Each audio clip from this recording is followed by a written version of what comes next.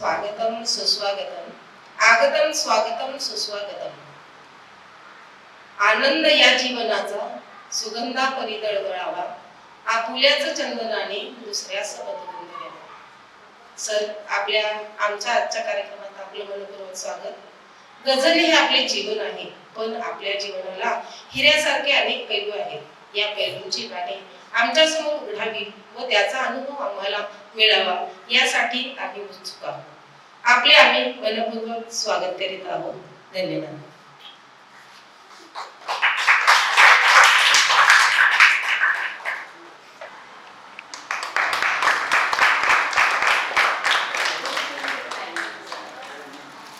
आजचे प्रमुख पाहुणे आशिष मुजुमदार सर यांचा परिचय करून देत आहेत आपले दिनेश सर.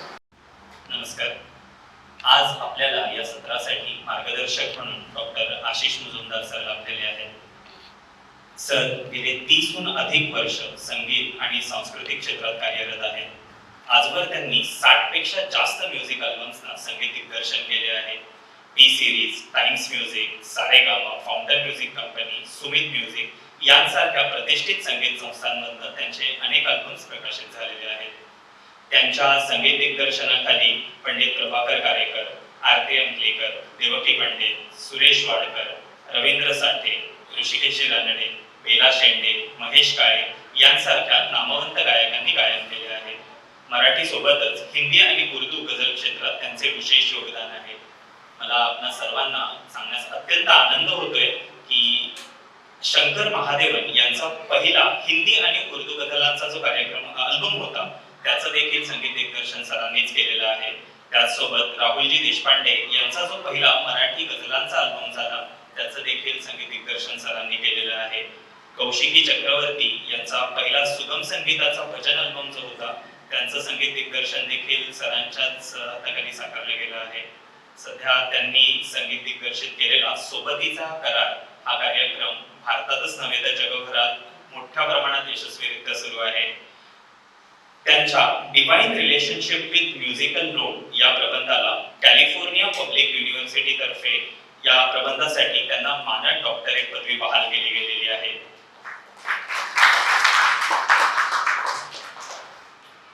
संगीत क्षेत्रातल्या या भरीव योगदानासोबत आज सरांची एक विशेष आणि वेगळी ओळख करून द्यायची तर सरांना 30 वर्षांपेक्षा जास्त काळ सरांनी पुण्यातलं जे VIT कॉलेज आहे येथे इंजिनिअरिंगचे प्राध्यापक म्हणून काम पाहिलेलं आहे. त्याचसोबत आता COEP युनिव्हर्सिटी ही जी आपली गव्हर्नमेंटची इंजिनिअरिंग कॉलेज आहे, टॉप इंजिनिअरिंग कॉलेज पुण्यातलं समजलं जातं, तिथे सर ॲसिस्टंट प्रोफेसर म्हणून काम करत आहेत. याचबरोबर सरांना स्वरानंद संस्थेचा केशवराव फळे प्रतिभावान संगीतकार पुरस्कार मिळालेला आहे. नागपूरचा सारथी संस्थेचा विदर्भरत्न पुरस्कार मिळालेला आहे. फिरोदिया करंडक स्पर्धेचा आर्टिस्ट ऑफ द इयर हा पुरस्कार सरांना 2012 मध्ये मिळालेला आहे. संगीत आणि शिक्षण क्षेत्राबरोबरच वैश्विक मानवी मूल्य या विषयातही त्यांचा अभ्यास आणि अनुभव खूप मोठा आहे. भारतातील सर्व महाविद्यालयाच्या प्राध्यापकांना या विषयाचं प्रशिक्षण देण्याचं काम सर करतात. यासाठी केंद्र सरकारने निवडलेल्या तज्ञ समितीचे ते सदस्य आहेत. त्यांनी या विषयाबद्दल अनेक प्रशिक्षण सत्र घेतलेली आहेत. सरांचा हा औपचारिक परिचय होता, परंतु ह्या परिचयासोबत काम करत असताना एक आवर्जून सांगावं असं वाटतं की सरांची मी वॉल चाळत होतो त्यावेळी अगदी काही गोष्टी बारकाईने लक्षात आल्या. त्या म्हणजे संगीत क्षेत्र किंवा एकूणच क्षेत्राविषयी सरांची आवड. सरांची कन्या एक उत्कृष्ट व्हायोलिन वादक आहे आणि जिच्या रियाजाचे काही व्हिडिओ आम्हाला वॉलवरती पाहायला मिळाले. त्याचसोबत सरांचा एक नागपूरला कार्यक्रम झाला होता त्यामध्ये अगदी शंकर महादेवन सरांनी आवर्जून व्हिडिओ गाईड पाठवला होता. तर असे एक प्रतिभावंत संगीत दिग्दर्शक, संगीतकार आणि त्याचसोबत अनेक वर्ष प्राध्यापकी केलेले सर आपल्याला मार्गदर्शन करायला लाभलेले आहेत आणि त्यांनी घेतलेला विषय वैश्विक मानवी मूल्य आज ते आपल्यापर्यंत अत्यंत सुलभरित्या पोहोचवतील अशी मला नक्कीच खात्री आहे. तर मी अधिक वेळ न घेता सरांना विनंती करतो की त्यांनी आजच्या विषयावरती आम्हाला मार्गदर्शन करावे.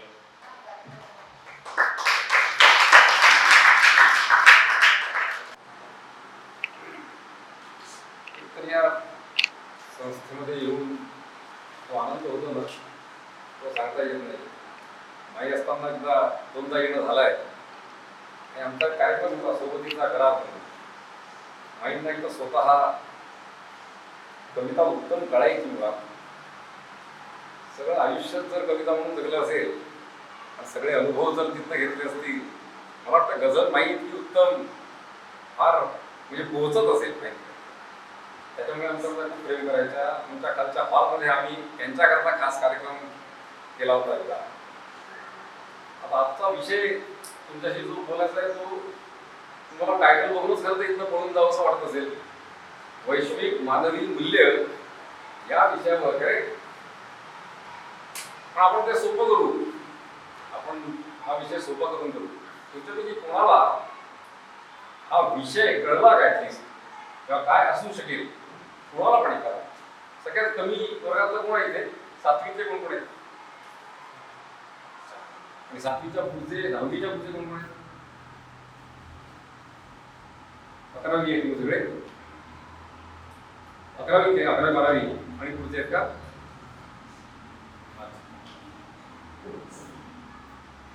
हा विषय का बरं शिकवतात ते तुम्हाला मी सांगतो. सगळ्या इंजिनिअरिंग कॉलेजेसमध्ये बघा, पुण्यातल्या म्हणा भारतातल्या सगळ्या इंजिनिअरिंग कॉलेजेसमध्ये आणि सगळ्याच कॉलेजेसमध्ये आता त्यांनी हा विषय कंपल्सरी केला आहे. फर्स्ट इयरला आलेल्या मुलांना डायरेक्ट इंजिनिअरिंग शिकवायचं नाही. त्यांना आधी या विषयाबद्दल थोडीशी माहिती द्यायची 15 दिवस आणि मग त्यांचं जे काही शिक्षण आहे ते सुरू करायचं. त्याच्यावर डायरेक्ट त्यांना शिकवायचं नाही असं सांगितलंय गव्हर्नमेंटनी. का बरं? कारण असं लक्षात आलं की अगदी इंजिनिअरिंग कॉलेजमध्ये आले, अगदी IIT सारख्या संस्थेमध्ये आले, उत्तम शिक्षण घेतलं तरी हे सगळं इतके वर्ष आपण कशा करता केलं हे सोडून बाकी सगळं शिक्षण झालं. IIT मध्ये सध्या मुलांचा आत्महत्या करायचा रेट खूप जास्त आहे. तिथून या विषयाची सुरुवात झाली. आणि IIT कानपूरचे प्रोफेसर आहेत डॉक्टर गणेश बागडिया, म्हणजे IIT मध्ये प्राध्यापक आहेत पण ऋषितुल्य व्यक्तिमत्व आहे. त्यांच्या लक्षात आलं की IIT मध्ये येऊन आता तुला काय कमी होतं? IIT सारख्या संस्थेमध्ये जर ऍडमिशन मिळाली तर आपण आयुष्यात काय मिळवायचं राहिलं होतं? सगळं उत्तम करिअर पुढे होतं, तरीही तुम्हाला तिथे येऊन का बरं तुमचं आयुष्य संपव असं वाटलं? याचा त्यांनी जेव्हा अभ्यास केला तेव्हा त्यांच्या लक्षात आलं की आपण शिकवतो काहीतरी वेगळंच आहे, त्या विद्यार्थ्यांना वेगळं घडवतो आणि कशा करता जगायचं हे कोणी मला शिकवत नाहीये. त्याच्यामुळे त्यांनी त्याचा अभ्यास सुरू केला. त्यांनी हा विषय आता हे सेशन कशा करता घ्यायचं तर ते समजून घेण्याकरता घ्यायचं आहे मुळात. आता मी जर तुम्हाला विचारलं म्हणून की तुम्हाला तुमच्या आयुष्यामध्ये काय हवंय, तुम्ही आता शिक्षण घेताय, शिकताय, अभ्यास करताय, करेक्ट? तर तुम्हाला तुमच्या आयुष्यात पुढे जाऊन काय पाहिजे? सांगा बरं काय पाहिजे? कोण सांगू शकेल? हे कशा करता करायचं? सगळं शिकायचं कशा करता? काय मिळालं पाहिजे आपल्याला पुढे जाऊन? काही पण जे डोक्यात येईल ते. तुम्ही म्हणाला की मला पैसे पाहिजे खूप, पैसे तर सगळ्यांनाच पाहिजे बरोबर. त्याच्यामुळे आयुष्यातून पैसे पाहिजे, अजून गाडी बंगला पाहिजे, हो बरोबर आहे. अजून डिग्री मिळाली पाहिजे, डिग्री पाहिजे म्हणजे शिक्षण पाहिजे, करेक्ट. पण शिक्षण घेऊन पुन्हा काय पाहिजे? ते गाडी बंगलाच पाहिजे, गाडी बंगलाच पाहिजे, करेक्ट. अजून तुला काय पाहिजे? कशा करता शिकतो, कशा करता जगतो, काय मिळालेलं आवडेल तुला पुढे जाऊन? रिस्पेक्ट, बरोबर आहे. रिस्पेक्ट ही पाहिजे. आता मी मागे ज्या मुलांशी बोललो होतो त्यांनी मला ही अशी उत्तरं दिली होती. तुम्हाला दिसतंय बोर्डवर? दिसतंय ना? तर मुलांनी मला काय काय उत्तर दिली होती? कोणी म्हणे मला सुख पाहिजे. तर तुमच्यापैकी असं कोणी आहे का त्याला सुख नको? असं कोणी आहे का? नाही का? सगळ्यांचं उत्तर सुख आहेच की नाही? सुख पाहिजे की नाही? शांती पाहिजे. बोला, हा तुमच्याशी बोलूनच होणार आहे. शांती पाहिजे. कोणी म्हणे पैसे पाहिजे, जसं हा मला पैसे पाहिजे. गाडी बंगला पाहिजे म्हणजे पैसेच पाहिजे. समाधान पाहिजे, प्रेम पाहिजे, मालमत्ता पाहिजे, करेक्ट. बंगला, बिल्डिंग, समृद्धी पाहिजे, कोणाला शिक्षण पाहिजे, बरोबर? यातली अशी कुठली गोष्ट आहे का जी तुम्हाला नको आहे? सगळ्यांना हे पाहिजे की नाही? मग या सगळ्यांचा अर्थ एकच होतो. कुठलाही माणूस जो जन्माला येतो तो आयुष्यभर फक्त दोनच गोष्टींकरता काम करतो. एक तर सुख मिळवण्याकरता काम करतो किंवा समृद्धी मिळवण्याकरता काम करतो. तुमच्यापैकी तुम्हाला समृद्ध याचा अर्थ माहिती आहे का? समृद्ध शब्द गेलाय का तुम्हाला? प्रॉस्पेरिटी म्हणतात इंग्लिशमध्ये. प्रतिज्ञामध्ये आपण एवढं शिकतो ना, समृद्धी बस तेवढीच समृद्धी. तेवढीच समृद्धी आहे. Correct. समृद्धी मला पाहिजे म्हणजे काय? मला माझ्या आयुष्यामध्ये जे करावंसं वाटतं ते करायची कुवत, ते करण्यासाठी लागणारा पैसा, हे सगळं माझ्याकडे असलं पाहिजे. करेक्ट? समृद्ध आपण नंतर आणखी बोलू त्या विषयावर. आणि सुख म्हणजे काय? हॅपीनेस. हॅपीनेस म्हणजे काय? सुख आणि आनंद हे दोन शब्द सेम आहेत की वेगवेगळे आहेत? सेम आहेत. हे दोन शब्द वेगळे आहेत. आनंद क्षणिक असू शकतो. मला भयंकर गुलाबजाम आवडतो, मग एक गुलाबजाम खाल्ला मला खूप आनंद होतो, बरोबर आहे? खूप आनंद होतो आणि खूप गुलाबजाम आवडतो म्हणून तुम्ही दुसराही खाऊ शकता, तू तिसराही खाऊ शकतो. तू 10 गुलाबजाम खाऊ शकतो का?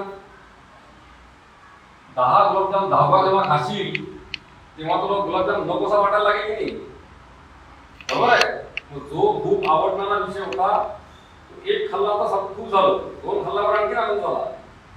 पण असा कुठला आनंद आहे जगामध्ये की जो नकोसा होतो? अति झालं की नकोस होऊ शकतं, पण सुखाच्या बाबतीत तसं नाहीये. सुख जेवढं मिळेल तेवढं कमी आहे. कळलं का? आनंद आणि सुखाचा फरक काय आहे? आम्हाला नुसतं सुख नको आहे, सुख आम्हाला मरेपर्यंत हवं आहे. आणि किती हवं आहे? जेवढं द्याल तेवढं हवं आहे. आनंद थोड्या वेळाने त्रास देऊ शकतो, सुखाचा कधी त्रास होत नाही. त्याच्यामुळे आपल्याला मिळवायचं काय आहे? आपल्याला सुख मिळवायचं आहे. आनंद लहान गोष्टीतून मिळत राहतो. खरं कळलं का तुम्हाला? करेक्ट? आणि समृद्धी म्हणजे काय? या सगळ्या गोष्टी समृद्धीमध्ये येतात. लक्षात आलं ना? तर आपल्याला हे समजून घ्यायचं आहे की काय झालं म्हणजे मला सुख मिळालं म्हणून. सुख तर पाहिजे, पण मी कधी म्हणेन की मला सुख मिळालंय ते एकदा लक्षात आलं तर तुम्हाला जगणं सोपं होऊ शकतं. आता तुम्हाला सगळे सांगतात की नाही लहानपणापासून चांगला अभ्यास कर, तुमच्याकडे रोज सांगत असतील का करायचा चांगला अभ्यास?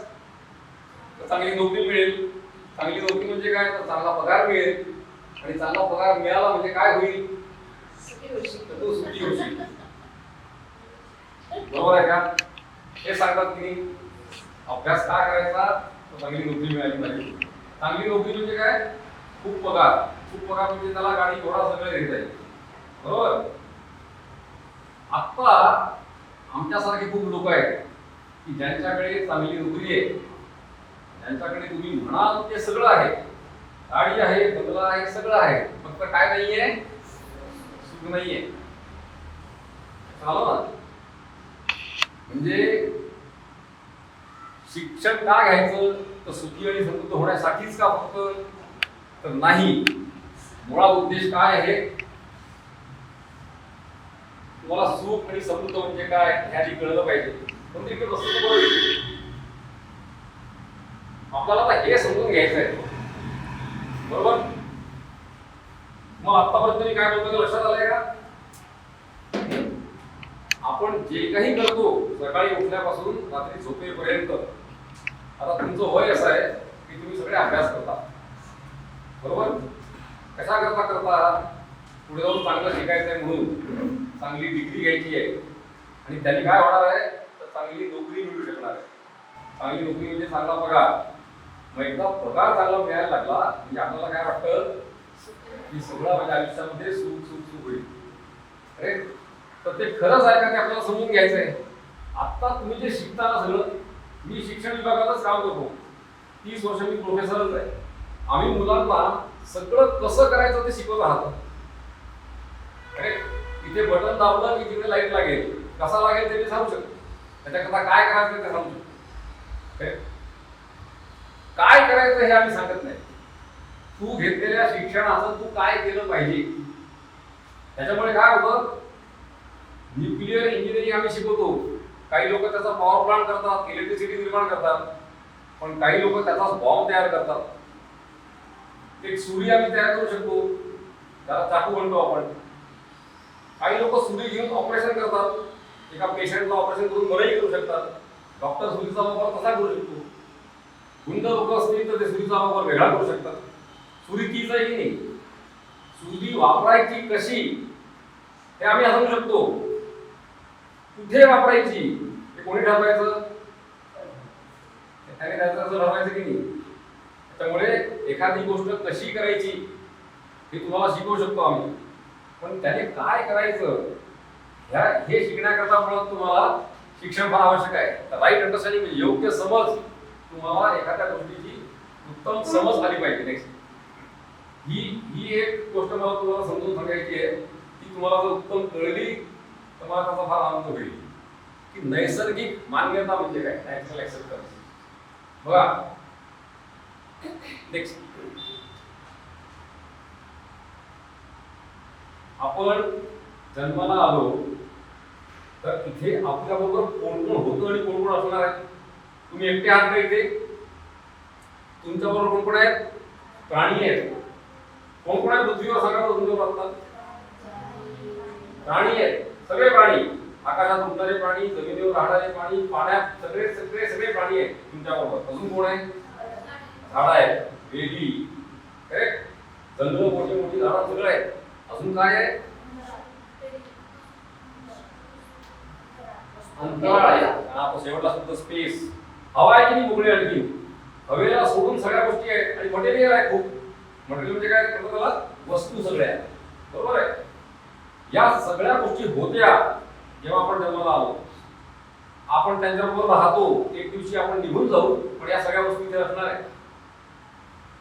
तर आपल्याकडनं काय अपेक्षित आहे, जन्माला या, छान उत्तम तुमचं आयुष्य जगा, आणि हे जे सगळं तुम्ही आले, जे तुमच्या आजूबाजूला होतं ते तसंच ठेवून त्याला डिस्टर्ब न करता निघून जा,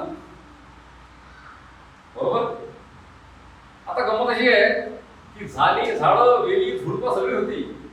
आंब्याचं झाड लहान असतं, ते मोठं होतं, पण त्याला फक्त आंबेच लागतात. आंब्याच्या झाडाला दुसरं फळ लागत नाही, बरोबर.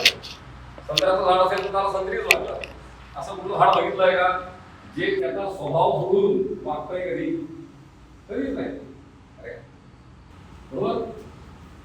सगळी झाडं ही त्यांना दिली त्याप्रमाणेच वागतात. तसेच सगळे प्राणी हे त्यांच्या स्वभावानुसारच वागतात. वाघाचं पिल्लू मोठे होऊन वाघच होतं, लहानपणी कुत्र्याचं पिल्लू म्हणून कुत्रच होतं.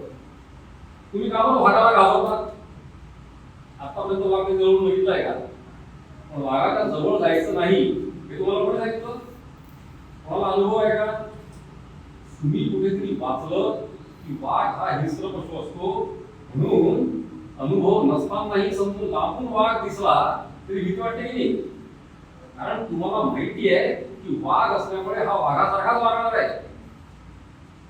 गाय तुमच्या जवळून गेली तर तुम्हाला भीती वाटत नाही, कारण तुम्हाला माहिती आहे की ही गाय गायीसारखीच वागणार आहे, कुत्रा कुत्रासारखाच वागणार आहे.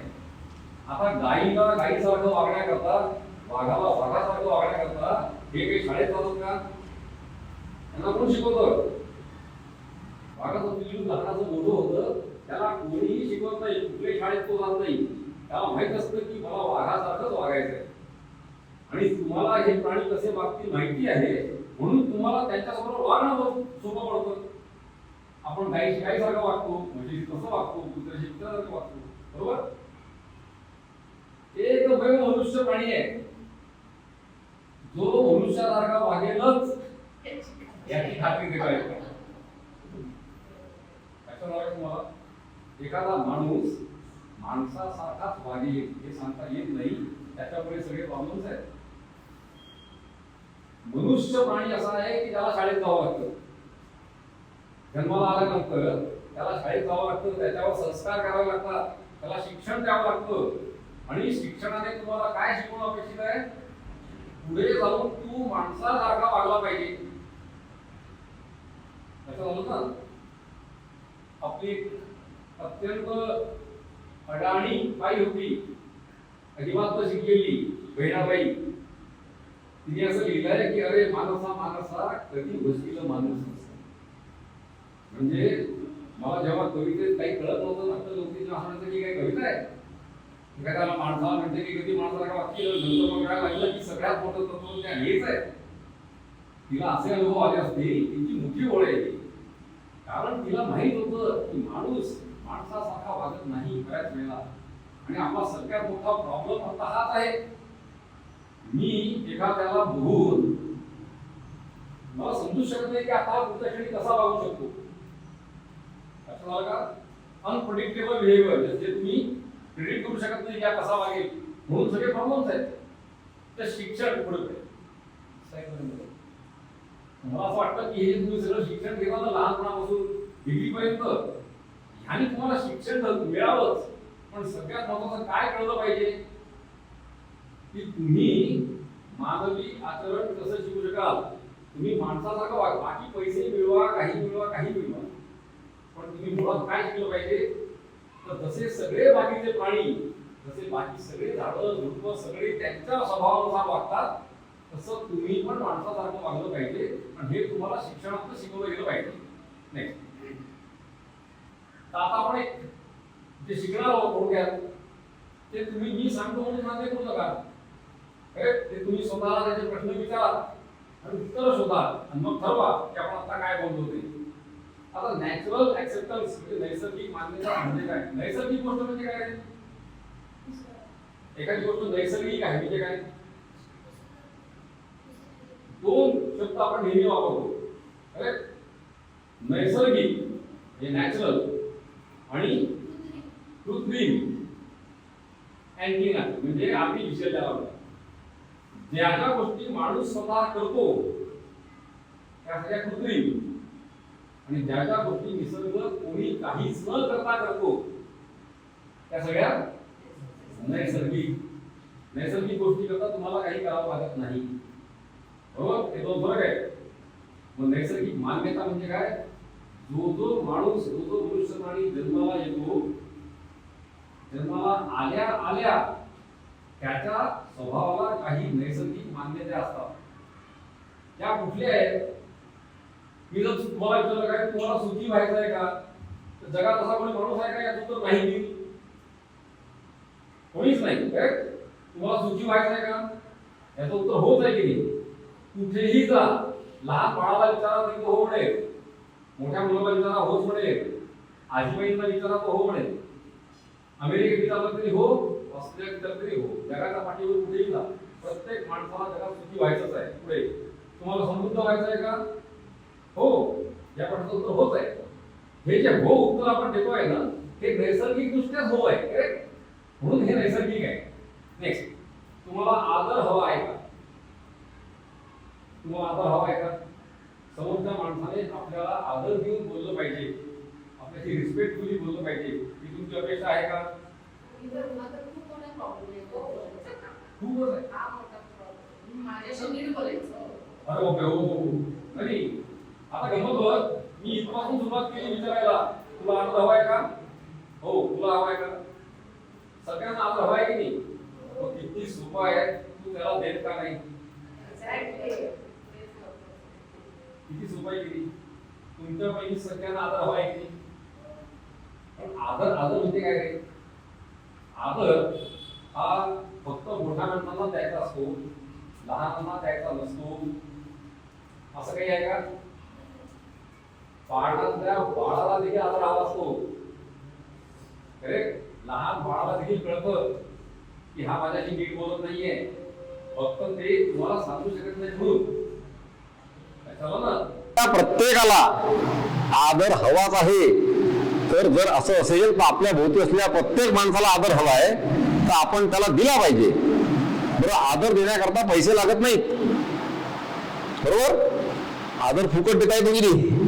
मग फक्त प्रेमाने आदराने बोलणं याला पैसे पडत नाहीत, पण तुम्ही एकदा हे करून बघा, त्याने तुमच्या आयुष्यात किती फरक पडतो हे बघा एकदा. म्हणून मी काय सांगितलं, मी जे जे सांगतोय ते तुम्ही डायरेक्ट मान्य करू नका, मी सांगतो म्हणून मान्य करू नका, तुम्ही स्वतः ते करून बघा आणि त्याचा तुम्हाला काय फायदा होतो हे सांगा. वॉचमन असला तरी मुळात तो माणूस आहे, बरोबर. कचरा उचलणारी बाई आमच्याकडे येते, ती उचलू दे, व्यवसाय काही करू दे, ती कोण आहे? माणूस आहे. म्हणजेच माणसाची नैसर्गिक मान्यता काय आहे? आदर आहे. त्या बाईशी आदरपूर्वक 2 शब्द बोला, बरोबर. आज तुझी तब्येत ठीक दिसत नाहीये, तुला काही प्रॉब्लेम आहे का, तू औषध घेतलंस का, गोळ्या घेतल्या का, 2 प्रश्न विचारा, बरोबर. वॉचमनला जाता येता नमस्कार करा. भिकारी देवी असला तरी त्याची रिक्वायरमेंट, त्याची गरज आदर आहेच. त्याच्यानंतर सगळ्यात महत्वाची गोष्ट काय लक्षात ठेवायची? आदराने वागायचं. समोर कोण आहे हे बघायचं नाही, सगळ्यात महत्वाची गोष्ट. मोठा माणूस झाला तरी आदराने बोलायचं. म्हणजे काय होतं, आपल्याकरता सोपं होऊन जातं. आपल्याला ठरवावं लागत नाही की मला कोणाची आदराने वागायचं आहे ते. सोपं आहे ना, हे कराल ना. करतील ना,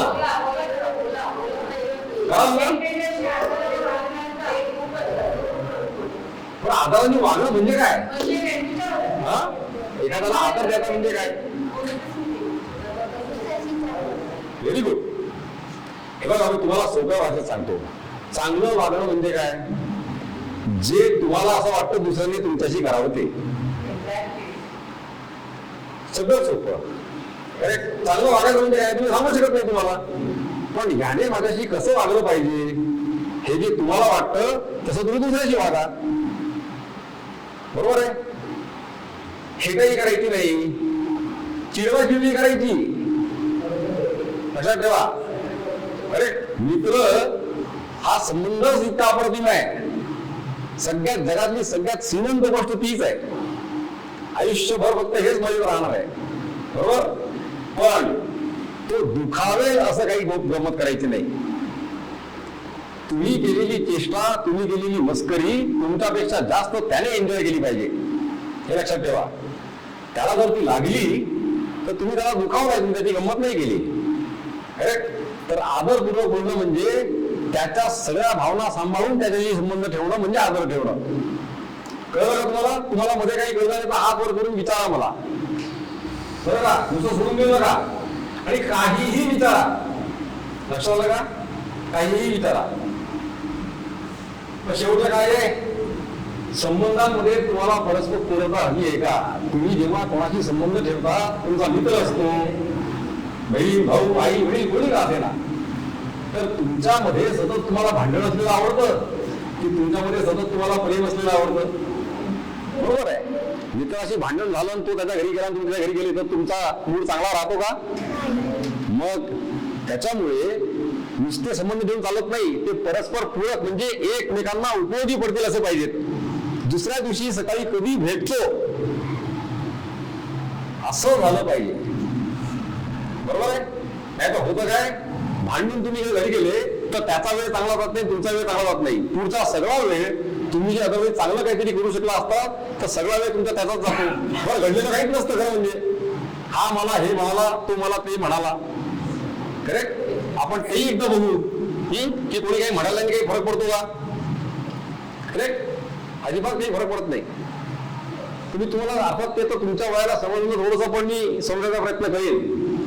आता एक आपल्याला सगळ्यांना कळलं की मी जगतो कशा करता आहे, तर मला पुढे जाऊन सुख पाहिजे, मला समृद्धता पाहिजे, आणि नुसती ही टेम्पररी नको आहे, आज उद्यामध्ये नको आहे, मला ही मरेपर्यंत पाहिजे आणि मला ही खूप पाहिजे. सुख मला इतकं नको, मला सुख खूप पाहिजे, बरोबर. मला समृद्धता खूप पाहिजे. आता सुख म्हणजे काय, समृद्ध म्हणजे काय आपण समजून घेऊ, तर तुमच्या लक्षात येईल की या सगळ्या गोष्टी काय आहेत. प्लीज, नैसर्गिक मान्यता म्हणजे कळलं का तुम्हाला? नीट कळलं का? जन्माला आल्यानंतर नैसर्गिक दृष्ट्या म्हणजे कोणीच तुम्हाला काही न शिकवता ज्या गोष्टी तुम्ही स्वतःहून उत्तर देऊ शकता. सुख हवा आहे का हे कोणी शिकवलं का आतापर्यंत? पण तुम्ही हो म्हणता की नाही. आदर हवा आहे का तुम्ही हो म्हणता, बरोबर. या सगळ्या गोष्टी नैसर्गिक मान्यतेच्या आहेत. नेक्स्ट. आणि नैसर्गिक मान्यतेची गंमत माहिती आहे का? हे वैश्विक आहे. वैश्विक म्हणजे काय? जगाच्या पाठीवर कुठेही जा, जगाच्या पाठीवर कुठल्याही माणसाला विचारा, काळ्या गोऱ्या पांढऱ्या कोणाला विचारा, या सगळ्या प्रश्नांची उत्तर तो होच देईल. म्हणून त्याला वैश्विक मान्यता म्हणतात. इंग्लिश मध्ये विचाराल फार तर फार, त्याला मराठी कळत नसेल तर दुसऱ्या भाषेत विचाराल, पण उत्तर काय येईल? उत्तर होच येईल, बरोबर. कोणाला विचार म्हणजे लहान बाळाला विचारा, मोठ्याला विचारा, स्त्रीला विचारा, पुरुषाला विचारा, सगळीकडे उत्तर हो येतात. गरीब असेल, श्रीमंत असेल, तो कुठल्याही परिस्थितीत असेल तरी प्रत्येक जण उत्तर होच देईल. म्हणून नैसर्गिक मान्यतेचं महत्व असं आहे की ह्याच्याशिवाय तुम्ही जगूच शकत नाही. आणि दुर्दैवाने हे कोणी तुम्हाला शिकवत नाही, म्हणून तर सगळे प्रॉब्लेम्स आहेत, बरोबर. नैसर्गिक मान्यता तुम्ही इथे बसलेल्या प्रत्येकाची सारखी आहे. लक्षात आलं? तुमच्यापैकी सगळ्यांना सुख हवं आहे की नाही? ज्याला असं वाटलं की आता मला असं वाटतं की मला सुख मिळालं आयुष्यामध्ये, ते कळल्याबरोबर काय झालं पाहिजे दुसऱ्या दिवशीपासून? अरे माझा हा मित्र आहे, यालाही सुख हवं आहे की नाही, मी त्याच्या सुखाकरता प्रयत्न सुरू केले पाहिजे की नाही? आमच्या दोघांनी तिसऱ्याकरता सुरू केले पाहिजे. कारण मला माहिती आहे की हा जन्माला आलेला आहे म्हणजे माझ्यासारख्याच याच्या पण सगळ्या मान्यता आहेत, बरोबर.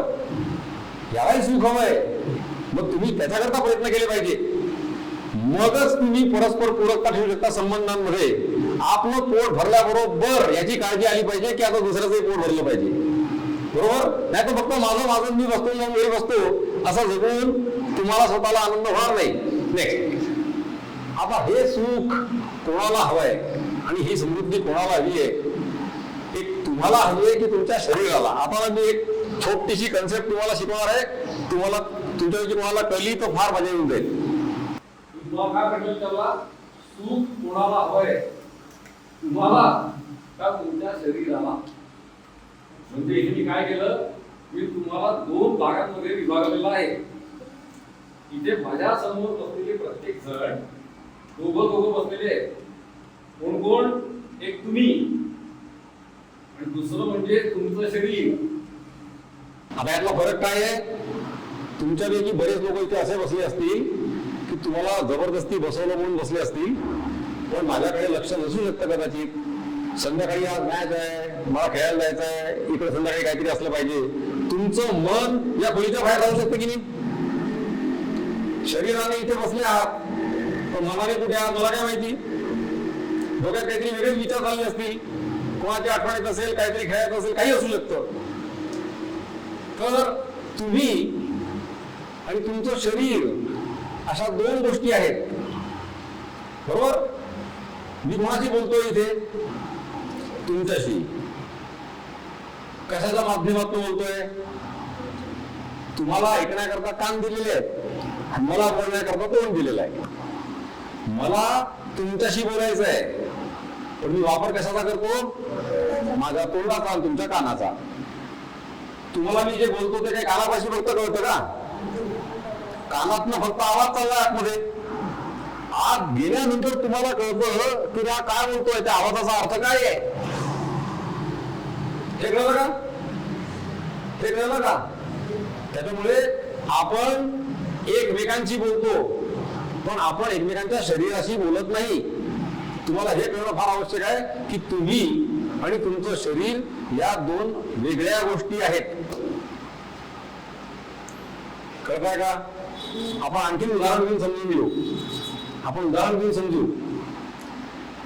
मी तुम्हाला सगळ्यांना माझ्या घरी जेवायला बोलवलं आणि संध्याकाळी 6 वाजल्यापासून बोलून ठेवून दिलं आणि 9 वाजेपर्यंत तुम्हाला काही दिलंच नाही खायला. माझा तुम्हाला तर भयंकर भूक लागली तर 9:30 वाजले, 10 वाजले, तुम्ही आपला विचार करताय की बाबा जेवायला बोलवलं, हा माणूस काही देत का नाहीये. 10:30 वाजता जेव्हा तुम्हाला भयंकर भूक लागली होती, तुम्हाला भूक लागली हे तुम्हाला कोण सांगत होतं? तुमचं शरीर तुम्हाला सांगत होतं की नाही? की भाऊ 6 तास झाले मी काही खाल्लेलं नाहीये, आता मला काहीतरी खायला दे. तुम्हाला कोण सांगत होतं? तुमचं शरीर सांगत होतं. आणि खायला द्यायची वाट तुम्ही कोणाकडे बघत होते? माझ्याकडे.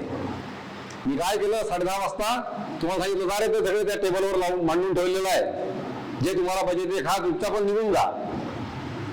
तर तुम्हाला ते बरं नाही वाटलं. मग सर तुम्ही आम्हाला घरी जेवायला बोलवलं, ही काही पद्धत आहे जेवायला वाढायची? तुम्ही आम्हाला आदर केला नाही आमचा, बरोबर आहे? रिस्पेक्ट न देता तुम्ही आम्हाला खायला घालायला बोलवलं, नीट सन्मानाने तुम्ही आम्हाला जेवायला दिलं नाही. म्हणून तुम्ही सगळ्यांनी काय ठरवलं, किती भूक लागली असली तरी यांच्या घरी जेवायचं नाही. आपला योग्य तो आदर झालेला नाही. आपण बाहेर जाऊन रात्री भुर्जी खाऊ, गाडीवर जे मिळेल ते खाऊ, पण आपण यांच्या घरी जेवायचं नाही. इथपर्यंत कळलं का? तुम्ही ठरवलं की यांच्या घरी जेवायचं नाही, पण तुमच्या शरीराला तेव्हा काय लागली होती? तर शरीर तुम्हाला सांगत होतं, अरे बाबा ते आदर बिदर विसर, तुला जे दिलंय ते मला आता खायला घाल. आदराची गरज शरीराला होती का? शरीराला त्यावेळेला अन्न हवं होतं, कुठल्या का पद्धतीत देईना, कसं का फेकून मारण्यास त्या पोळ्या, लक्षात आलं? तरी शरीर म्हणतं फेकून तर फेकून, तू मला आता खायला दे. पण तुम्ही सांगता शरीराला नाही, मी तुला आता खायला देणार नाही. का? कारण इथे माझा अपमान झालेला आहे, ही काही जेवायला वाढायची पद्धत नाही, हे मला मान्य नाही. त्याच्यामुळे तुम्ही तुमच्या शरीराला उपाशी ठेवून बाहेर पडता, तर शरीर तुम्हाला शिवाय देत राहतं. अरे तुझा आदर बिदर गेला म्हणतो डोळ्यात, तो मला जेव्हा खायला दे. लक्षात आलं? आता मला सांगा या उदाहरणातनं, आदर पाहिजे आदर पाहिजे आपण जेव्हा नेहमी सांगतो, तेव्हा आदर तुमची गरज आहे का तुमच्या शरीराची गरज आहे? तुमची, शरीराची नाही. शरीराला आदराची गरज नाही. खूप मोठा सांगताय की नाही? आदर ही तुमची गरज आहे. आणि आपलं चुकतं कुठे? आदर मिळवण्याकरता आपण आपल्या शरीराला सजवत बसतो. आता तुमच्या समोर इतकं ज्वलंत उदाहरण आहे, आपल्या माईला तुम्ही कधी तिसऱ्या साडीत बघितलं का? माई पद्मश्री घ्यायला गेल्या, अमिताभ बच्चनला भेटायला गेल्या, बाहेरच्या देशात गेल्या, कुठेही गेल्या, कधी चमकून गेल्या का? कोणी माईच्या साडीकडे कधी बघितलं तरी का? आदर कोणाला होता? आदर माईंना होता. माईंनी काय कपडे घातले, कुठल्या चपला घातल्या, काय घातलं, गळ्यात घातलं की नाही, कानात घातलं की नाही, कोणी बघितलं आतापर्यंत? सगळे माईंचे फोटो कसे साधे आहेत, लक्षात नाही का तुमच्या? मग आदर कोणाला मिळतो? त्यांच्या कामाला मिळतो. तुम्ही काय काम करता, करेक्ट, तुम्ही आतापर्यंत काय करून ठेवलं, या सगळ्या गोष्टींकडे बघून लोक तुम्हाला आदर देतात. तुम्ही काय घालता कपडे आणि तुम्ही कसे राहता, याच्यावर तुम्हाला मिळणारा आदर ठरत नाही. मग हे सगळे लोक तुम्हाला जे बाहेर दिसतात की मला आदिदासची चप्पल पाहिजे, शूज पाहिजे, रेब्यांचाच गॉगल पाहिजे, त्याने तुम्ही फक्त तुमच्या शरीराला सजवता. लक्षात आलं का? लक्ष कशावर दिलं पाहिजे? स्वतःच्या डेव्हलपमेंटवर दिलं पाहिजे, स्वतःला मोठं केलं पाहिजे. आदर तुमच्या आत तुम्हाला हे जरी वाक्य लक्षात आलं तरी खूप महत्वाची गोष्ट आहे. आदर कोणाची गरज आहे? तुमची, तुमच्यातल्या तुमची, तुमच्या शरीराची नाही. लक्षात येत आहे का? थंडी वाजायला लागली की तुम्हाला कोण सांगतो थंडी वाजते? तुमचं शरीर सांगतं. अत्यंत महत्वाची गोष्ट आहे, तुमचं शरीर तुमच्याशी सतत बोलत राहतं. जेव्हा जेव्हा त्याला काही गरज पडते तेव्हा ते तुम्हाला सांगतं की मला आता गरज लागलेली आहे. भूक लागली की ते तुम्हाला सांगणार मला भूक लागली आहे.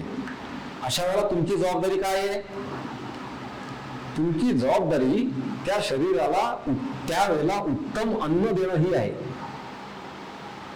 आता मी तुम्हाला सांगतो, हे शरीर तुम्हाला तुमच्या आयुष्यभर तुम्हाला मदत करण्याकरता दिलेलं यंत्र आहे. लक्षात आलं का? हात, पाय, मला असं वाटलं की इथनं बाहेर पडावं तुम्ही कोणाला सांगतो चल मला वाया घेऊन चल म्हणून?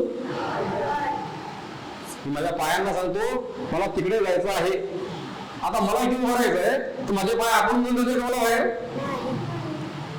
शरीराला स्वतःची अक्कल नाही.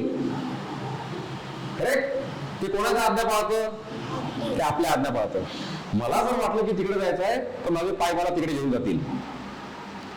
मला काय बोलायचं आहे ते जर वाटलं तर मी माझ्या तोंडातून बोलू शकतो. मला काय ऐकायचं आहे मी कानाने ऐकू शकतो.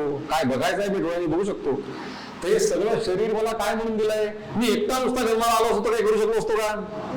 मला जे जे करायचं आहे ते करता यावं म्हणून एक यंत्र मला बसवून दिलेलं आहे. किती महत्वाचं आहे. मला या यंत्राची काळजी कोणी घ्यायची? यंत्राची काळजी कोणी घ्यायची? तुम्ही घ्यायची. यंत्राची काळजी घ्यायची म्हणजे काय केलं पाहिजे? रोज तुम्हाला थोडा वेळ तुमच्या यंत्राकरता दिला पाहिजे की? मी हार्मोनियम वाजवतो.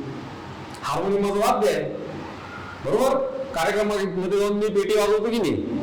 ती पेटी उत्तम वाजली तर पाहिजे. पण पेटी उत्तम वाजण्याकरता रोज त्याला साफ करणं, त्याचे सूर बघणं, त्याचं ट्युनिंग करणं हे सगळं कोणी केलं पाहिजे? मीच केलं पाहिजे. नाही लक्ष दिलं ती पेटी जाम होऊन जाईल. ती गाण्याला सुरुवात वाजू शकेल. वाद्य म्हणतो तू जर माझी काळजी घेतली तर मी हवं तसं वाजेल. पण तू माझी काळजी घेतली नाही तर प्रॉब्लेम मला नाही आहे. प्रॉब्लेम कोणाला आहे? तुम्हालाच आहे बरोबर. बऱ्याच वेळेला आपण काय करतो? तुम्हाला भूक नसते पण तुम्ही कोणीतरी बघता बाहेर कोणतरी गरम समोसे तळत आहे आणि तुम्ही शरीराने भूक लागली असा निरोप दिलेला नसतानाही तुम्हाला त्याचा आनंद वाटतो म्हणून त्याला खाऊ घालता. करेक्ट? हा शरीराशी तुम्ही अन्याय करताय की नाही? मग शरीर काय करतं? नको असताना तुम्ही तेलकट दुपट खाल्लं तर काय करतं शरीर? लगेच ऍसिडिटी दाखवतं. ते तुम्हाला सांगतं की आत्ता तू जे केलंस ते योग्य नव्हतं. मला आत्ता भूक नव्हती. मी तुला सांगत होतो का भूक नव्हती मला भूक. पण तू कारण असताना तुला काहीतरी आनंद वाटला आणि तुला खावासा वाटलं म्हणून तुला आपण बऱ्याच वेळा करतो की मग तुम्हाला शरीर कधी कधी फेकून देत असतं बाहेर. त्याला आपण उलटी म्हणतो. तुम्ही जर शरीराशी खेळ केले तर शरीर सगळा त्रास तुम्हाला पोहोचवतं. एखादी गोष्ट दुखते म्हणजे काय? तुम्हाला दुखते की नाही? शरीर सांगतं की तू माझ्याशी हे केलं म्हणून हे उत्तर आहे. तर आपली आपल्या शरीराकडे रिस्पॉन्सिबिलिटी काय आहे? जबाबदारी काय आहे? आपण त्याची काळजी घेतली पाहिजे. करेक्ट? उद्या तुम्हाला सिंहगडावर जायचं असेल आणि तुमचे पाय सांगायला लागले की सिंहगड चढणं शक्य नाही, गुडघे दुखतायत बरोबर. तर तुमची जरी इच्छा असली की तुम्हाला सिंहगड चढायचं आहे, तुमचं शरीर तुम्हाला साथ देत नाहीये म्हणजेच तुम्ही आजारी आहात. आजारी कशाला म्हणतात? जेव्हा तुम्ही तुमच्या शरीराला एखादी गोष्ट करायला सांगितली आणि ती करायला शरीराने नकार दिला म्हणजे तुम्ही आजारी आहात. त्याला डिसीज म्हणतात, रोग म्हणतात त्याला. रोग म्हणजे काय? मला जे करावंसं वाटतं ते शरीर करू देत नाहीये. उड्या माराव्या वाटतात पण पाय दुखतात बरोबर आहे. डोकं दुखतंय, हे दुखतंय. तर तुम्हाला तुमच्या शरीराची काळजी घेणं अत्यंत आवश्यक आहे. पहिली गोष्ट ही कळली का? तुम्ही म्हणजे कोण आणि तुमचं शरीर म्हणजे कोण बरोबर. तुम्ही तुमच्या शरीराशी सतत बोलत राहता. ए बाबा मला तिकडे येऊन चल. फक्त हे तुम्ही जोराने बोलत नाही. मला तिकडे येऊन चल, आता आपण पळत जाऊ बरोबर. या सगळ्या गोष्टी आपण आपल्या शरीराशी बोलत राहतो आणि शरीर तुम्हाला उत्तर देत राहतं बरोबर. तुम्ही न सांगता शरीर फक्त दोन गोष्टी करतं. सांगा मला कुठल्या? तुमची इच्छा चालत होतो, तुम्ही समजा रात्री झोपले आहात तर तुम्ही तर काहीच करत नाही, तेव्हा शरीर काय करताय? Very good. तुमच्या शरीरावर फक्त दोन गोष्टीवर तुमचा कंट्रोल नाही आहे जिथे शरीर तुमचं ऐकत नाही. एक म्हणजे श्वासोश्वास. तू बंद करून नको श्वास. ठरव आता या शरीराला मी श्वास घेऊ देणार नाही. कर बरं बंद. 30 सेकंद 40 सेकंद. त्याच्यानंतर श्वास घ्यावाच लागतो बरोबर की. तुम्हाला न विचारता शरीर श्वासोश्वास घेत राहतं. आणि दुसरी गोष्ट म्हणजे आपलं ब्लड सर्क्युलेशन, सगळ्या रक्तवाहिन्या आतमध्ये ब्लड सर्क्युलेशनचं काम करत राहतात, हार्ट पंपिंगचं काम करत राहतं. तर फक्त हार्ट आणि श्वास दोनच गोष्टी तुमच्या कंट्रोलमध्ये नाही. पण एक बरोबर वेळ झाली की शरीर तुम्हाला सांगतं, भाऊ खूप वेळ झालाय, आता मी थकलोय, आता मला आरामाची गरज आहे. मग तुम्ही काय करता? शरीराला आराम देण्याकरता काय करता? झोपतो आपण. तर रात्रीची पूर्ण झोप तुमची इच्छा असो का नसो, बरोबर, शरीर घेत. पण ते का बरं झोपतं? कारण त्याला माहिती आहे की आता रात्रभर मला आराम करायचा आहे, सकाळी ताजा तवाना झालो म्हणजे हाच बाबा मला पुन्हा काय काय सांगेल ते करायचंय. सकाळी उठून पुन्हा ते तुमच्याकडे काम करायला लागतं. लक्षात आलं ना? तर जसं शरीराला विश्रामाची गरज आहे आणि ते त्याची मिळवत राहतं. कधी कधी तुझी ती इच्छा नसेल तरी इथेच कोणाला झोप लागू शकते, माझं बोर व्हायला लागलं तर, बरोबर की? पण शरीर त्याची रेस्ट, त्याचा विश्राम स्वतः मिळवत राहतं.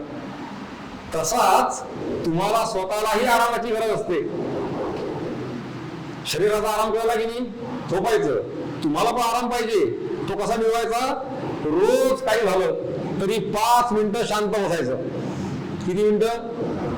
5 मिनिटांनी सुरू करा. 1 मिनिटांनी सुरू करा. आधी तुमच्या वयाला 1 मिनिट खूप झाला, पण असं बसायचं, डोळे मिटून शांतपणे आपल्या इथे मध्ये फक्त नजर ठेवायची आतल्या आत आणि बघायचं की डोक्यात कुठलाच विचार नाही आला पाहिजे.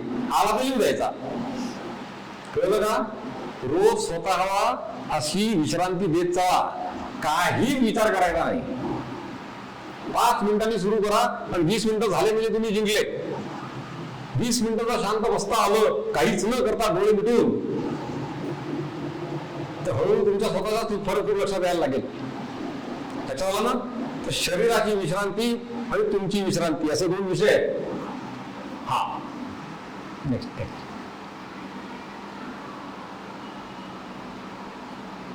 आपण आपल्याला असं चुकीचं शिकवलं गेलंय की आपल्या डोक्यात असतं की मी म्हणजे माझं शरीर आहे.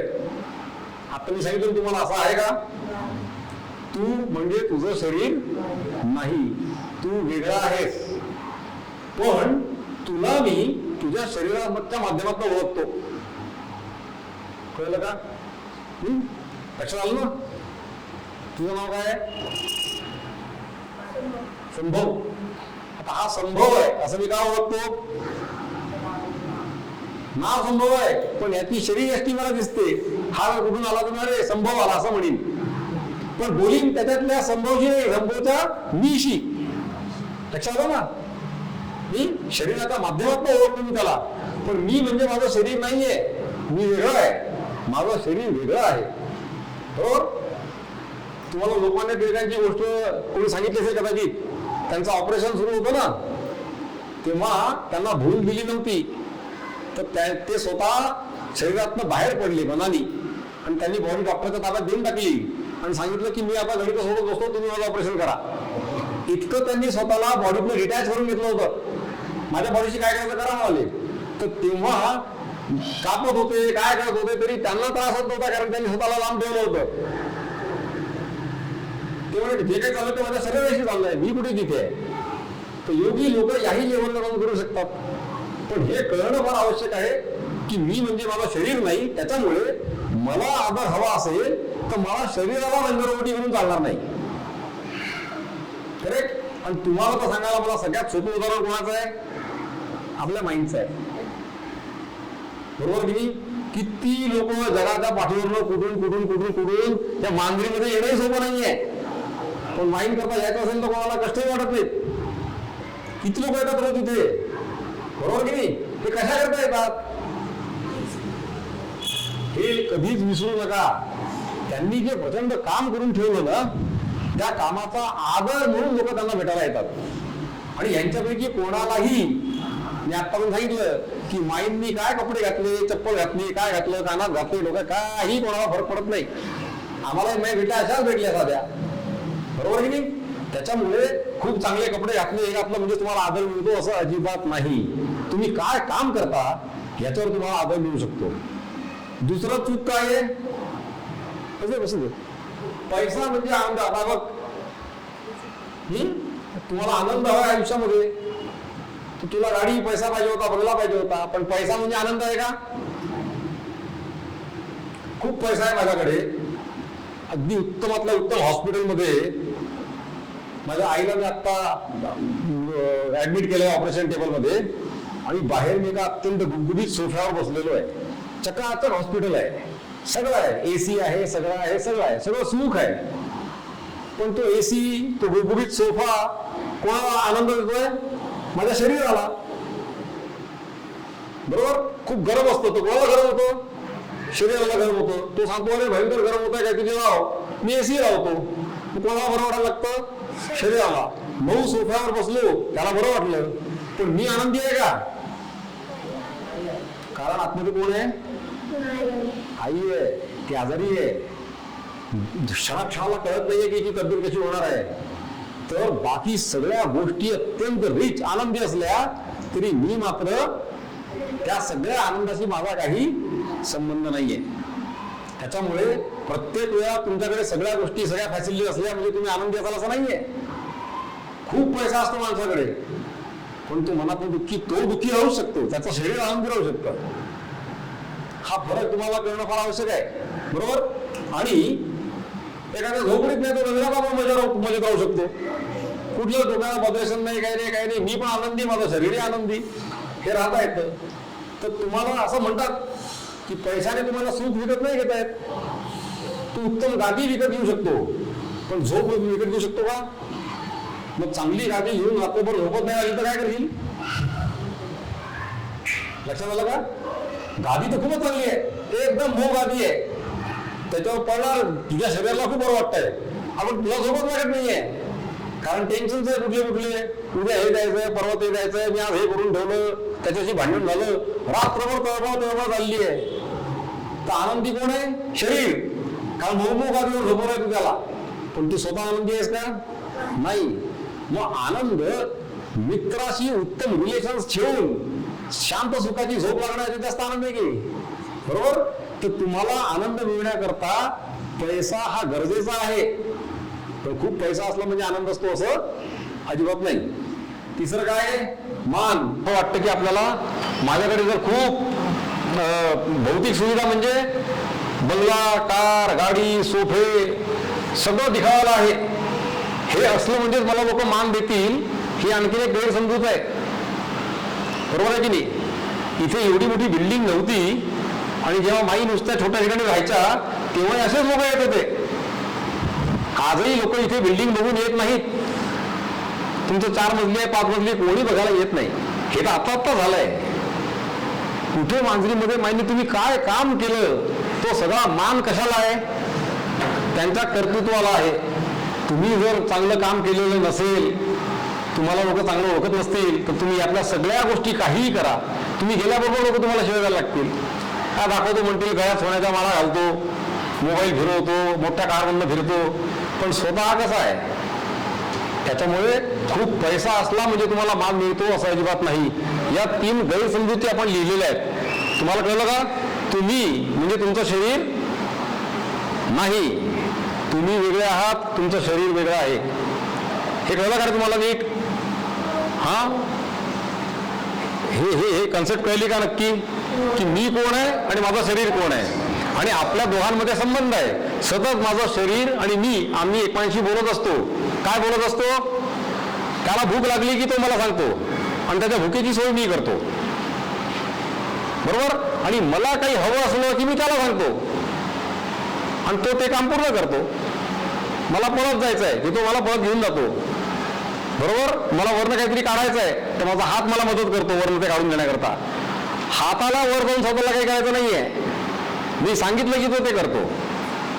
म्हणून मी सांगितलं ते त्याने करण्याकरता त्याला सक्षम ठेवणं माझी जबाबदारी आहे. म्हणून तुमची तब्येत उत्तम मेंटेन ठेवण्याकरता तुम्ही प्रयत्न केले पाहिजे. किती किमती आहे माहिती आहे तुम्हाला शरीर? हा हात, हे पाय, प्रत्येक बोट, याची किंमत माहिती आहे किती आहे? यातलं काही तुटलं की कळेल त्याची किंमत किती आहे. जोपर्यंत सगळं आनंदात चाललाय तोपर्यंत किंमत नाही आहे. 1 कोटी रुपये देऊन जरी खोटा हात बसवला ना तरी तो ओरिजिनल हातावर काम करू शकत नाही. लक्षात आलं का? साधी करंटरी फ्रॅक्चर झाली ना तर काही करता येत नाही. प्रत्येक अवयवाचं तेवढंच महत्व आहे, पण ते जेव्हा काम करतं तेव्हा त्याची किंमत नसते. कसंही वागवतो आपण त्याला. लक्षात आलं का? आपण आपल्या शरीराला सतत टॅक्सिंग करत राहतो. टॅक्सिंग म्हणजे जेवढं जमेल तेवढं त्याला छळत राहतो. एक दिवशी त्याने उत्तर दिलं की आपण पांघरून घेऊन झोपून राहतो. मग लक्षात आलं ना? त्याच्यामुळे आजारी पडणं म्हणजे तुम्ही तुमच्या शरीरावर केलेलं टॅक्सिंग आहे त्याचं उत्तर आहे. तर तुम्ही तुमची काळजी घेतली पाहिजे. काय खातो आपण, पौष्टिक अन्न त्याला देता आलं पाहिजे जेणेकरून त्याची पण वाढ होईल. बरोबर? तर या सगळ्या गोष्टी नेहमी लक्षात ठेवा की तुम्हाला तुमच्या शरीराची काळजी ह्या वाद्यासारखी काळजी घ्यायची आहे. ते वाद्य आहे, जोपर्यंत चांगलं पुसून पुसून ठेवाल, सुरात ठेवाल तोपर्यंत उत्तम वाजेल. ज्या ठिकाणी गंध चढेल त्या ठिकाणी ते आवाज काढणार नाही. बरोबर? नेक्स्ट, शरीर हे तुमचं वाद्य आहे असं लिहिलं आहे. Body is a instrument of I am the self. बरोबर? ते तुमच्याप्रमाणे वागतं, तुमच्याप्रमाणे वाचतं. आणि अत्यंत महत्वाची गोष्ट लक्षात ठेवा, तुमच्या स्वतःच्या सगळ्या गरजा या अनलिमिटेड आहेत, अमर्यादित आहेत. सुख कोणाला पाहिजे? शरीराला का तुम्हाला? तुम्हाला पाहिजे, शरीराला नाही. सुख कोणाला पाहिजे? तुम्हाला पाहिजे. किती पाहिजे? जेवढं द्याल तेवढं. बरोबर? शरीराच्या ज्या गरजा आहेत ना त्या सगळ्या मर्यादित आहेत. थंडी वाजली की शरीर तुम्हाला सांगतं थंडी वाजते. तुम्ही एक स्वेटर घातलं की शरीर खुश. तुम्ही एकावर एक 10 स्वेटर घालता का? शरीराच्या सगळ्या गरजा मर्यादित आहेत, मर्यादित. बरोबर? तर शरीराला ज्या ज्या गोष्टी लागतात त्या सगळ्या मर्यादित आहेत. पण तुम्हाला ज्या गोष्टी लागतात त्या सगळ्या अमर्यादित आहेत. इतका मोठा फरक आहे. बरोबर? आपण काय म्हणत होतो? 2 गोष्टी करतात. काय पाहिजे? सुख आणि समृद्धी पाहिजे. सुख कशातनं मिळेल?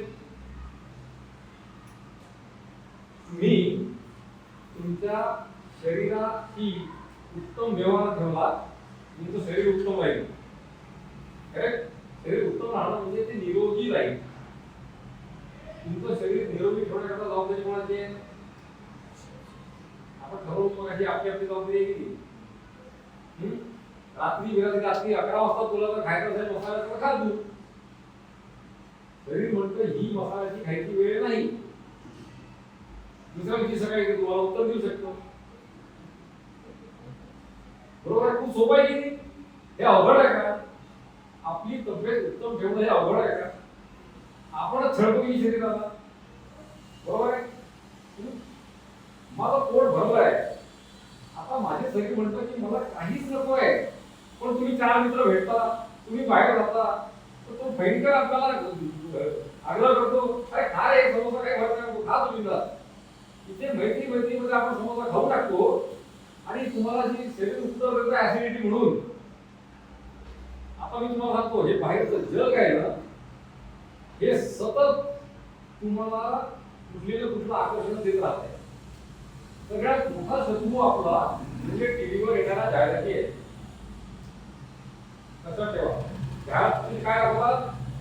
त्याला भयंकर ऍसिडिटी झाली आहे, तो समोसा समोसा कसा खाऊ लागतो, ऍसिडिटी झाली आहे. पण ते लगेच काय दाखवतात? इनो प्या आणि समोसा खा.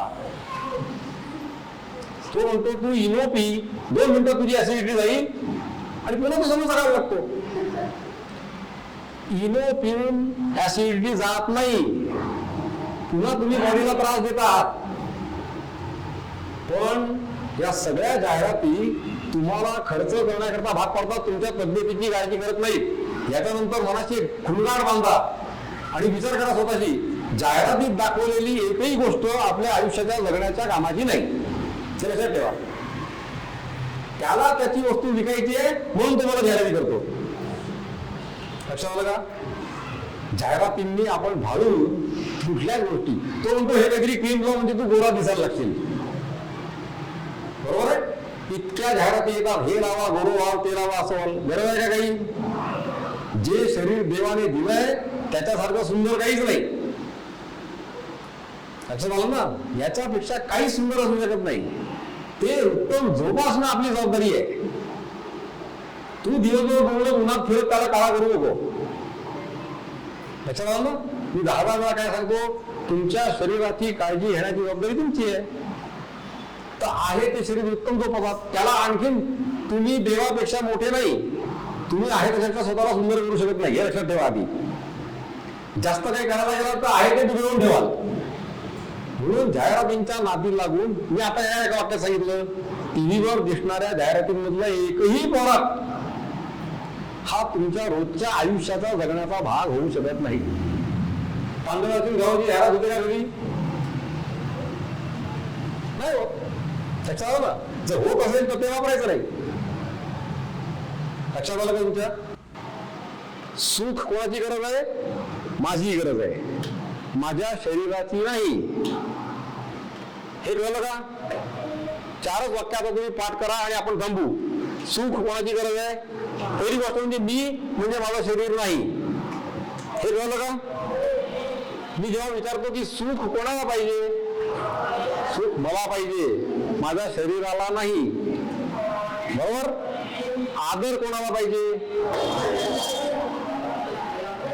आदर मला पाहिजे, माझ्या शरीराला नाही. आदर मिळवण्याकरता शरीराला सजवत बसायचं नाही. लक्षात आलं? कोणाचं उदाहरण देऊ मी तुम्हाला? माइंडचं. बरोबर? ते विसरायचं नाही. आदर त्या मनुष्याच्या कर्तृत्वाला मिळतो. तो काय कपडे घालतो, तो स्वतःला किती सजवतो, कोणी बघत नाही. हे लक्षात ठेवा. त्याच्यामुळे आदर मिळवण्याकरता स्वतःला सजवण्याची गरज नाही. करेक्ट? सुख आणि आदर या गोष्टी आपण बोललो. बरोबर? आणि शरीराच्या सगळ्या गरजा या मर्यादित आहेत. 2 वेळचं जेवण आणि वातावरणापासनं प्रोटेक्शन, संरक्षण म्हणून फक्त कपडे.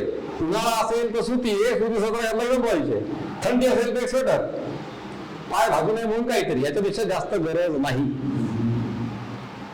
बरोबर? तर ते सगळं दुसऱ्याचं बघून मिळवण्याकरता आता बिटा करत बसायचं नाही. आता सगळी मंडळी ही जी जीवघेणी स्पर्धा म्हणून चाललंय ना, मित्राने गाडी घेतली की तो म्हणतो आता मलाही गाडी घ्यायची आहे. म्हणजे काय निर्माण झाली? स्पर्धा निर्माण झाली.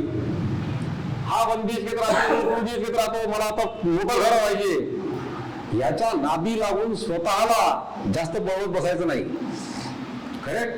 कारण ही रेस संपत नाही, मरेपर्यंत संपणार नाही. त्याच्यात चूक नाही. लक्षात आलं का? आज तुमच्याकरता फक्त महत्वाचं काय आहे? तुम्हाला तुमच्या शरीराची काळजी घ्यायची आहे.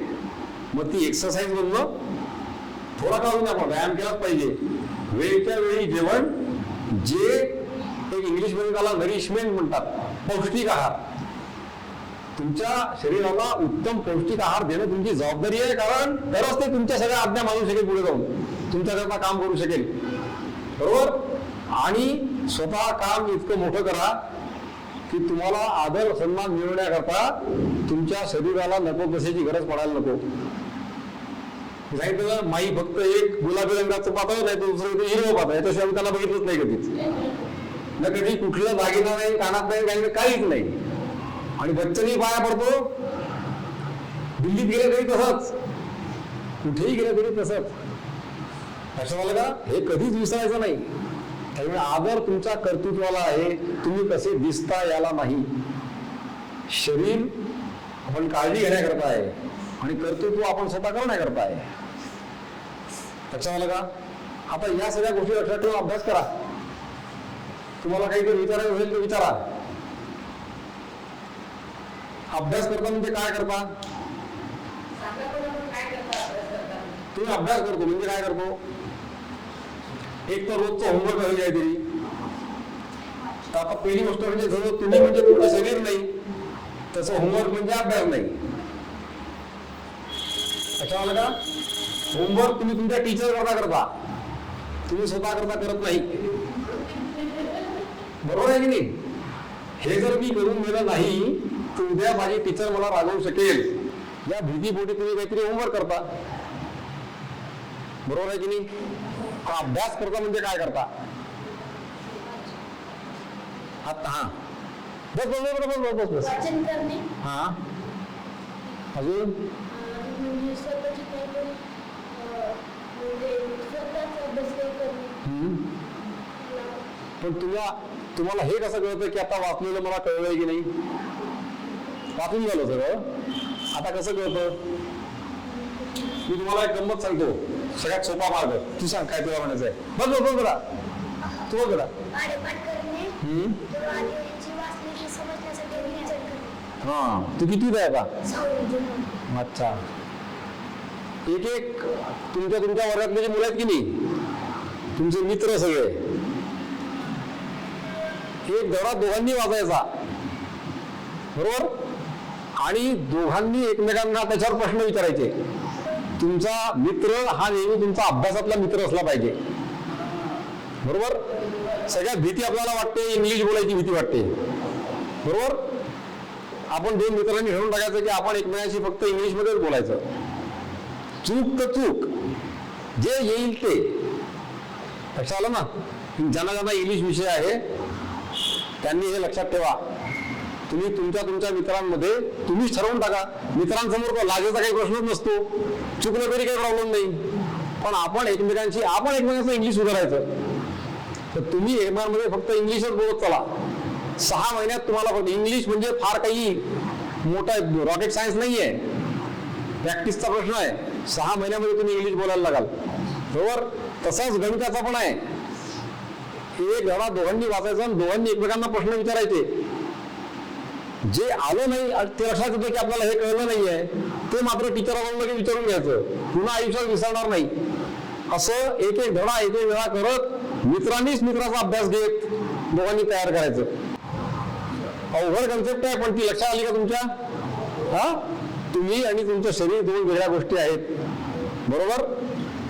तुम्ही तुमच्या शरीराची काळजी घेण्याकरता तुम्हाला ते शरीर दिलेलं आहे. तर काळजी घ्यायची म्हणजे काय करायचं? आपल्या शरीराची तब्येत आपण सांभाळली पाहिजे. मग जे जे चांगलं नाही ते त्या शरीराला द्यायचं नाही बरोबर ना. इतकं सोपं आहे. आता याच्यात बदल करा तुम्ही तुमच्या यानुसार. तुम्हाला काही विचारायचं का कोणाला? काही निसर्ग म्हणजे काय माहिती आहे तुम्हाला? हे सांगा मला. ती हा सांगा बरं, काय निसर्ग म्हणजे? आपण काय करतो, जंगलामधले झाडांचे फोटो काढतो आणि निसर्ग किती सुंदर आहे म्हणतो. हा निसर्ग आहे का? आपण मगाशी लिहिलं होतं निसर्गामध्ये काय काय आहे सांगा बरं.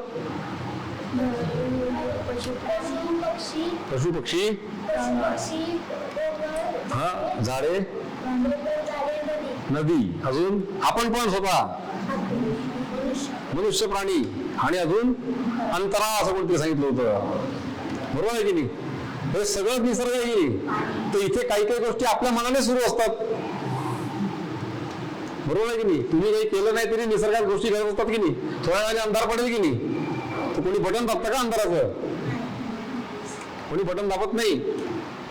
तर गंमत काय आहे, थोड्या वेळाने अंधार आपोआपच पडतो.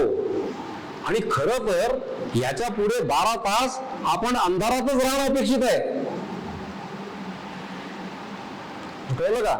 याच्या पुढे तुम्हाला अंधारातच जगणं तुम्ही अपेक्षित आहे.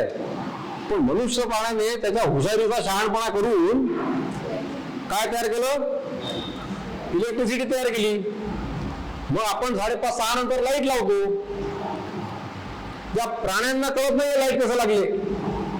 जसं तुम्ही पण अंधारात राहणं अपेक्षित आहे, तसं प्राण्यांना पण शिकवलं आहे ना जन्मापासून की 12 तास सूर्यप्रकाश मिळेल, 12 तास अंधार मिळेल. त्या चिमण्या, पशु पक्षी सगळे 6 नंतर त्यांना कळतच नाही की आता अंधार नाही झाला. आपण या गोष्टी करून फक्त आपलं आयुष्य बिघडवत नाही, आपण तमाम लोकांचं आयुष्य बर्बाद करतो. आणि इलेक्ट्रिसिटी काय फुकट मिळते का तुम्हाला? निसर्गाचाच ह्रास करून पुन्हा इलेक्ट्रिसिटी निर्माण होते. लक्षात आलं ना? या सगळ्या गोष्टींना अनैसर्गिक गोष्टी म्हणतात. आपण या सगळ्या गोष्टी करून करून करून करून पृथ्वीचं आयुष्य कमी करत चाललो. तुम्ही जर अनैसर्गिक गोष्टी करायला लागलात तर तुमच्याकडनं पैसे येतं. मी तुम्हाला कळेल असं उदाहरण देतो. वरनं पाणी खाली टाकलं तर आपोआप पडतं की नाही? अगदी डोंगरावरनं पाणी आपोआप खाली पडतं.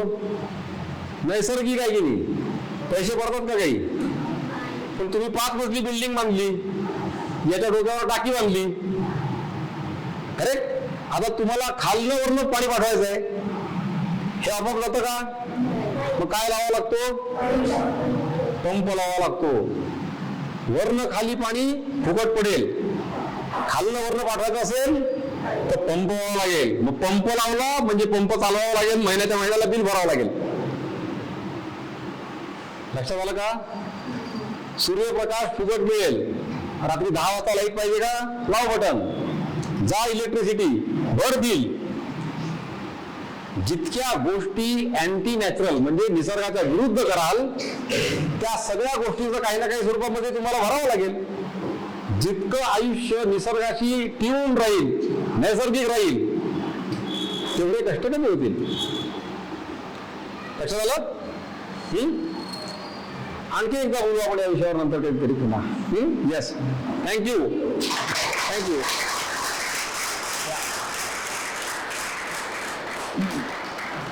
आजच्या कार्यक्रमाचे प्रमुख पाहुणे आपले हर्षवर्धन सर यांनी आपल्याला समोर सांगितलं की वैश्विक मानवी मूल्य कशा असतात ते आपल्या जीवनामध्ये कसं त्याचा उपयोग करावा.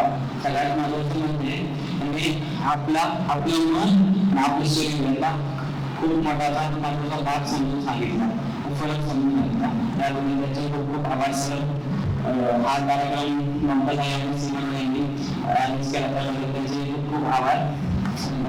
आपले तसेच आपण सर्व स्टाफ आहे त्यांचे खूप खूप आभार. आणि सर्व माझे मित्रांनी शांतपणे ऐकून घेतले त्याबद्दल खूप खूप आभार. धन्यवाद.